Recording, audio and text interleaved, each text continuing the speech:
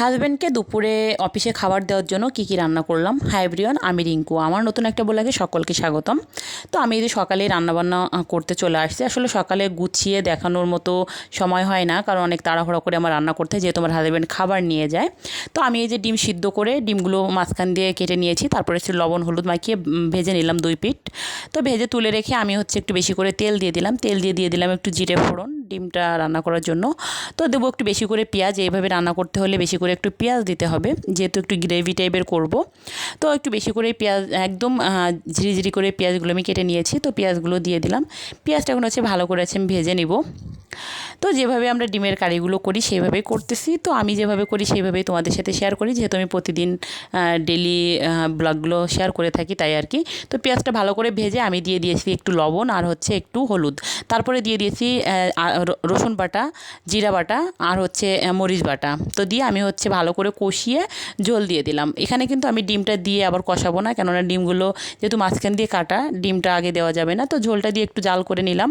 জাল করে যখন জালটা উঠে গিয়েছে, তখন আমি ডিমগুলো এখন ছেড়ে দিচ্ছি। ডিমগুলো উপর করে ছেড়ে দিচ্ছি, কিন্তু একদম নিচু মানে নিচের দিকে যদি ছেড়ে দিই তাহলে কিন্তু ডিমগুলো কুসুমটা বেরিয়ে যাবে। এই জন্য কুসুমটা উপর দিকে রেখে ডিমগুলো ছেড়ে দিতে হবে। এটাও কিন্তু রান্নার একটা টেকনিক। তো একদিনে আসলে আমরা একদিনে সব কিছু শিখি না, দেখে দেখে অনেক কিছু শিখি। তো আমিও দেখে দেখে অনেক কিছু শিখেছি এই আর কি। তো ডিমটা দিয়ে দিলাম। ডিমটা দিয়ে এখন আমি একটু নেড়ে চেড়ে মিক্সড করে দিলাম হালকা করে, কারণ যেহেতু কুসুমগুলো খুলে আসতে পারে, তাই আর কি। তো ডিমটা কিন্তু রান্না হয়ে গেছে। একটু গরম মশলা গুঁড়ো দিয়ে দিলাম। এখন নামিয়ে নেব। তো আমার রান্না কিন্তু রেডি, ডিমের কারি। এইভাবে যারা করেন একবার করে দেখতে পারো, অনেক মজা হয় খেতে। তো ডিমটা রান্না হয়ে গিয়েছে। এখন আমি রান্না করে নেবো শাপলা দিয়ে পাঙাশ মাছ রান্না করব। তো এটা নদীর পাঙাশ ছিল। আমরা আসলে পাঙাশ মাছটা খুবই কম খাই। তো ওর বাবা যদি কখনো নদীর পাঙ্গাস পায় তাহলে ও নিয়ে আসে। তো মাছটা অনেক মজার ছিল, কোনো গন্ধ টন্ধ কিছুই ছিল না।